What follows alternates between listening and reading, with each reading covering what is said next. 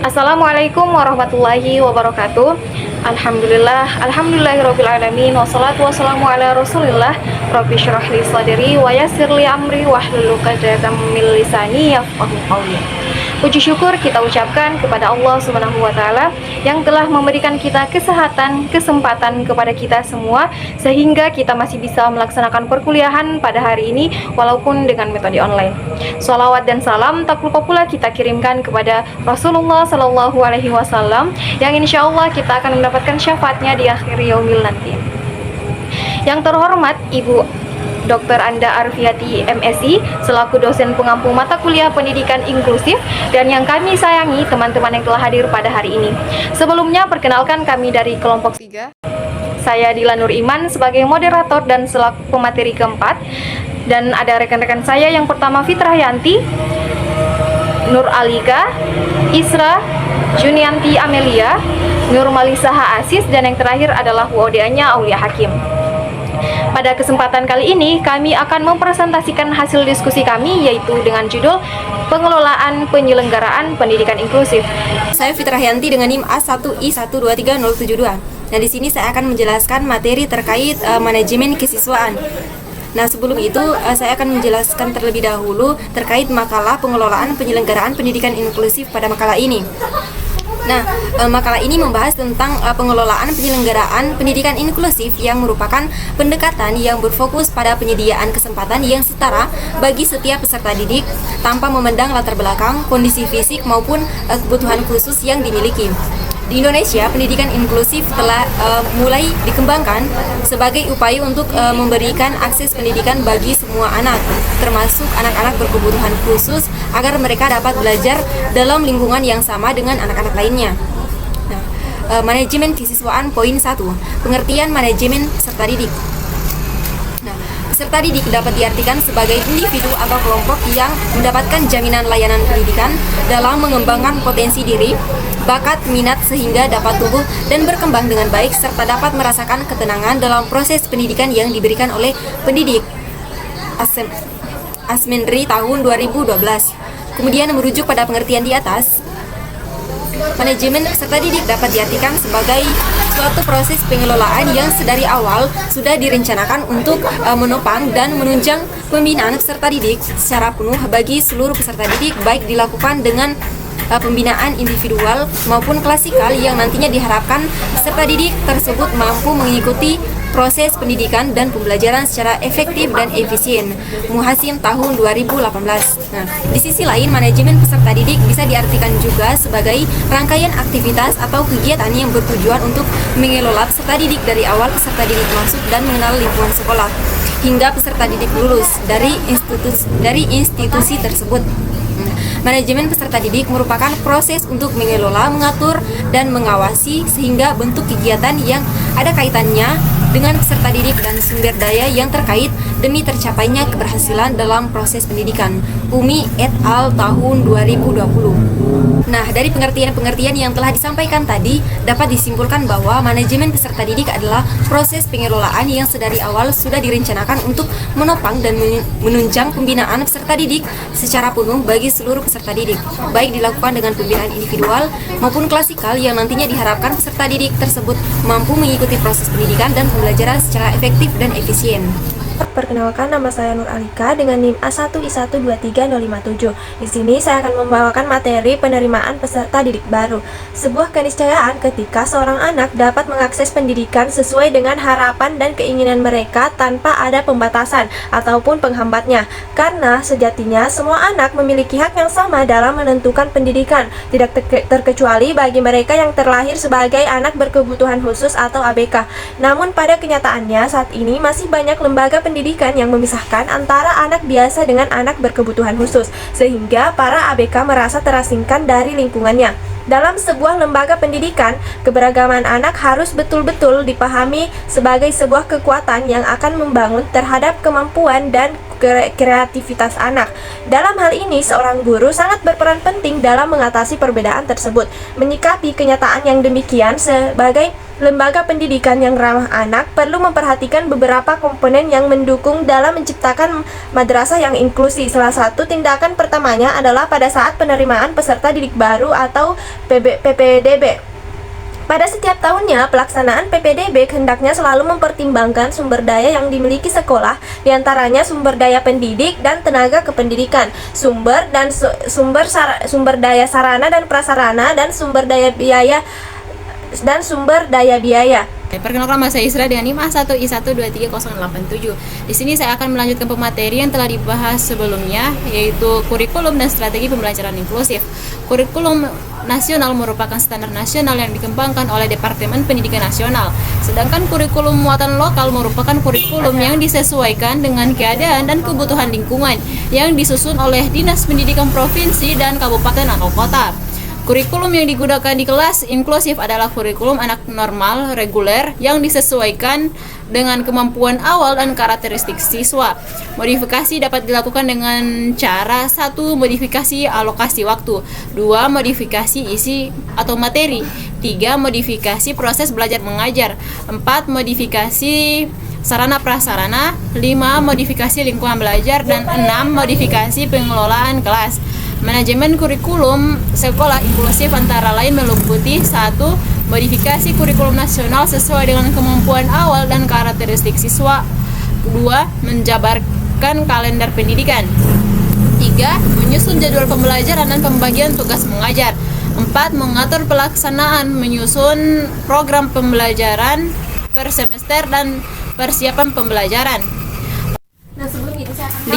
Mengatur pelaksanaan penyusunan program kurikuler dan ekstrakurikuler, 6. Mengatur pelaksanaan penilaian, 7. Mengatur pelaksanaan kenaikan kelas, 8. Membuat laporan kemajuan belajar siswa, dan terakhir yaitu mengatur usaha perbaikan dan pengayaan pengajaran.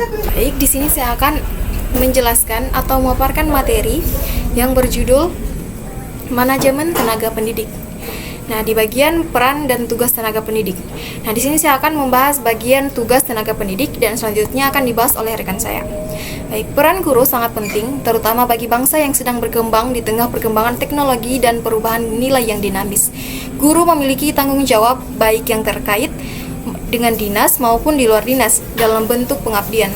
Apabila kita kelompokkan, ada 3 jenis guru, yakni tugas dalam bidang profesi. Yang pertama yaitu mendidik. Nah, mendidik yaitu meneruskan dan mengembangkan nilai-nilai hidup. Yang kedua adalah mengajar, yaitu menyampaikan dan mengembangkan ilmu pengetahuan serta teknologi. Yang ketiga adalah melatih, yaitu mengembangkan keterampilan siswa. Yang kedua ada tugas kemanusiaan. Nah, tugas kemanusiaan, guru harus mampu menjadi teladan dan idola bagi siswa dengan menarik simpati siswa. Yang ketiga yaitu tugas dalam bidang kemasyarakatan. Nah, guru ditempatkan pada posisi terhormat di masyarakat dan memiliki kewajiban untuk mencerdaskan bangsa sesuai dengan nilai-nilai Pancasila. Dalam Undang-Undang Republik Indonesia Nomor 20 Tahun 2003 tentang Sistem Pendidikan Nasional pada pasal 39 ayat 1 dan 2 dinyatakan bahwa pada pasal 39 ayat 1, tenaga pendidik bertugas melakukan administrasi, pengelolaan, pengembangan, pengawasan, dan pelayanan teknis dalam bidang pendidikan. Dan pasal 39 ayat 2 yaitu pendidik adalah tenaga profesional yang bertugas dalam proses pembelajaran, penilaian, bimbingan, penelitian, dan pengabdian kepada masyarakat, terutama dalam pendidikan tinggi. Kenalkan, saya Juniati Amelia dengan NIM A1I1230014. Nah, pada kesempatan kali ini saya akan melanjutkan pemaparan materi dari teman saya di poin B, yaitu peran tenaga pendidik. Nah, guru sering diceritakan memiliki peran ganda yang dikenal dengan EMASLIDEF, yaitu edukator, manajer, administrator, supervisor, leader, inovator, dinamisator, evaluator, dan fasilitator. Nah, ada juga yang disebut dengan EMASLIM. Nah, EMASLIM ini lebih merupakan peran kepala sekolah. Tapi dalam skala mikro di kelas, peran ini juga harus dimiliki oleh guru. Kemudian, EMASLIM ini terdiri dari yang pertama edukator. Nah, edukator, peran ini lebih tampak sebagai teladan bagi peserta didik. Nah, sebagai role model. Nah, memberikan contoh dalam hal sikap dan perilaku dan membentuk kepribadian peserta didik. Kedua, ada manajer. Pendidik memiliki peran untuk menegakkan ketentuan dan tata tertib yang telah disepakati bersama di sekolah. Yang ketiga, administrator. Guru memiliki peran untuk melaksanakan administrasi sekolah seperti mengisi buku presensi siswa, daftar hadir, buku rapor, administrasi kurikulum, administrasi penilaian, dan sebagainya. Kemudian yang keempat ada supervisor.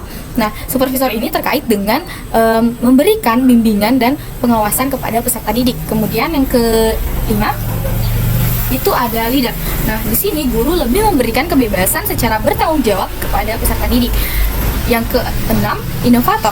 Nah, seorang guru harus memiliki kemauan belajar yang cukup tinggi untuk menambah pengetahuan dan keterampilannya sebagai guru. Dan yang terakhir atau yang ketujuh yaitu motivator. Nah, motivator ini untuk meningkatkan semangat dan gairah belajar yang tinggi. Nah, di sini siswa perlu memiliki motivasi yang tinggi, baik motivasi dari dalam dirinya sendiri, intrinsik, maupun dari luar, ekstrinsik, yang utamanya berasal dari gurunya sendiri. Kemudian dalam buku bertajuk Dinamika Sekolah dan Bilik Darjah oleh Kamarudin Haji Husin tahun 1993 memaparkan peran guru dalam berbagai aspek, yaitu guru sebagai pendidik, pengajar, fasilitator, pembimbing, pelayan, perancang, pengelola, inovator, dan penilai. Menurut kajian Pulias dan Yung tahun 1998, Manan tahun 1990, serta Yellen and Weston tahun 1997, dapat diidentifikasikan sedikitnya ada 19 peran guru, yaitu guru sebagai pendidik, pengajar, pembimbing, pelatih, penasehat, pembaharu, model dan keteladanan, pribadi, peneliti, pendorong kreativitas, pembangkit pandangan, pekerja rutin, pemindah kemah, pembawa ceritera, aktor, emansipator, evaluator, pengawet, dan kulminan. Baik, Assalamualaikum warahmatullahi wabarakatuh. Perkenalkan, nama saya Nur Malisa dengan NIM A1I1230059. Baiklah, di sini saya akan mempresentasikan tentang profesionalisme tenaga pendidik. Guru yang profesional atau kompeten tidak hanya menguasai bahan ajar dan bidang ilmu, guru profesional juga mesti mempunyai pemahaman yang luas atau mendalam akan hakikat manusia dan masyarakat. Atribut ini hendak menjadi dasar mentalitas serta model kerja guru dan disiplin terhadap industri pendidikan. Selain itu, dalam aktivitas pelaksanaan pembelajaran, menurut Arifin tahun 2000 berpendapat bahwa guru profesional di Indonesia pasti memiliki syarat sebagai berikut. Yang pertama, landasan keilmuan yang kuat sebagai perwujudan dari kalangan teknis dan keilmuan pada abad ke-21. Yang kedua yaitu penguasaan keterampilan profesional bersumber pada pengkajian dan praktik pendidikan, yaitu ilmu pendidikan sebagai ilmu praktis, bukan hanya sekedar persepsi. Pendidikan adalah sistem yang berlangsung di tempat yang bersifat ilmiah. Pengkajian pendidikan mesti ditunjukkan kepada praktek pendidikan bangsa Indonesia. Yang ketiga yaitu pengembangan kompetensi secara berkepanjangan. Profesi guru merupakan profesi yang harus meningkat antara LPTK dengan praktik pendidikan. Terkait Undang-Undang Nomor 14 Tahun 2005 mengenai guru dan dosen, Pasal 8 mengatur bahwa guru harus mempunyai kualifikasi akademik, kompetensi, ijazah guru, kesehatan jasmani dan rohani, serta juga mempunyai kemampuan untuk mencapai sasaran pendidikan. Selain itu, Pasal 10 ayat 1 mengatur bahwa kemampuan guru yang menjadi aspek pengembangan profesionalisme guru seperti halnya dimaksud pada Pasal 8 meliputi kompetensi pedagogi, kompetensi kepribadian, kompetensi sosial, dan kompetensi profesional. Apabila kita ingin memajukan kualitas pendidikan, pengembangan profesionalitas guru merupakan syarat yang tidak bisa ditawar. Secara fundamental, pengembangan profesi guru hanya dapat berhasil apabila pengaruhnya bisa mendorong sikap kreasi baru atau inovatif. Sikap ini hendak menjadi menguatkan kompetensi profesi profesional guru.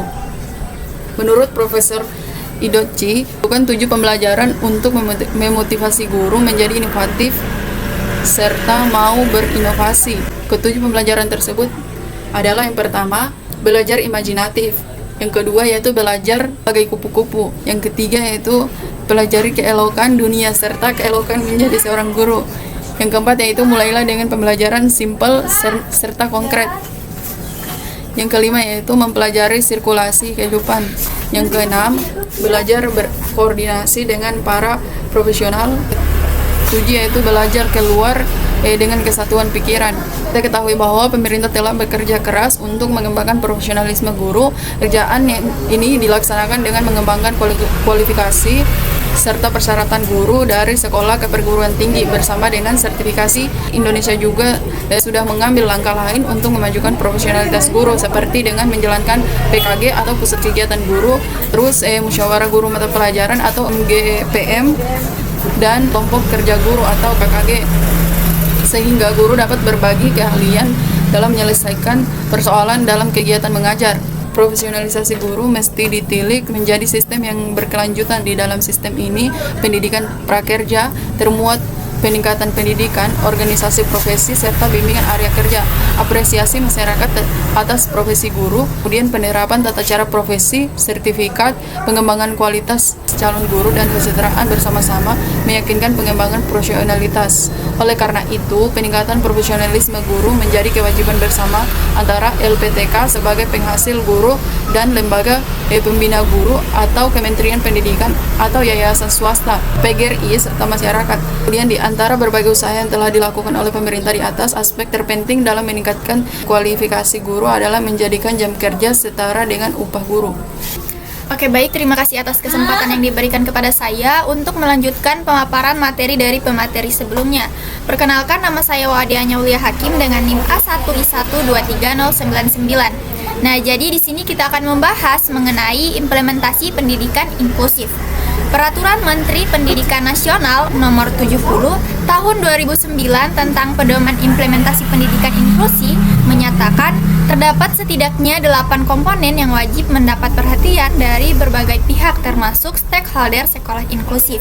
Nah, komponen-komponen tersebut yaitu yang pertama siswa, kurikulum, tenaga pendidikan, kegiatan pembelajaran, penilaian dan sertifikasi, manajemen sekolah, penghargaan dan sanksi, serta yang terakhir yaitu pemberdayaan masyarakat menurut Handayani tahun 2013. Nah, untuk membantu siswa berkebutuhan khusus, program pendukung lainnya telah digunakan. Nah, program-program yang dimaksud ini seperti bimbingan dan konseling, pendamping, dan penyediaan sumber daya dan lingkungan pendidikan yang inklusif. Andini tahun 2020. Menurut Irfan tahun 2019, dalam artikelnya, ada beberapa langkah yang dapat dilakukan dalam implementasi pendidikan inklusif sebagai perubahan paradigma pendidikan Indonesia, yaitu yang pertama, kebijakan dan regulasi. Nah, di mana pemerintah harus membuat peraturan dan kebijakan yang mendukung pendidikan inklusif, termasuk menyediakan dana yang memadai untuk mendukung sumber daya dan fasilitas yang diperlukan. Kemudian, langkah yang kedua yaitu pelatihan dan pendidikan bagi pendidik. Nah, untuk memberikan pendidikan yang inklusif, guru dan karyawan sekolah harus dilatih. Mereka harus memahami berbagai kebutuhan siswa dan metode pengajaran yang dapat membantu keberhasilan setiap siswa. Kemudian, yang ketiga yaitu pengembangan kurikulum inklusif. Nah, kurikulum harus dirancang sehingga dapat diakses oleh semua siswa, tidak peduli latar belakang, kemampuan, atau kebutuhan mereka. Nah, ini dapat mencangkup penggunaan berbagai metode pengajaran dan penilaian yang memungkinkan siswa berpartisipasi secara aktif dalam pembelajaran. Kemudian, fasilitas fisik yang inklusif. Nah, maksudnya yaitu sekolah harus memiliki fasilitas yang memadai untuk mendukung siswa yang memiliki kebutuhan khusus seperti kursi roda yang dapat diakses, kemudian toilet yang ramah disabilitas, dan ruang khusus untuk pendukung pendidikan khusus. Kemudian langkah selanjutnya yaitu pendidikan masyarakat.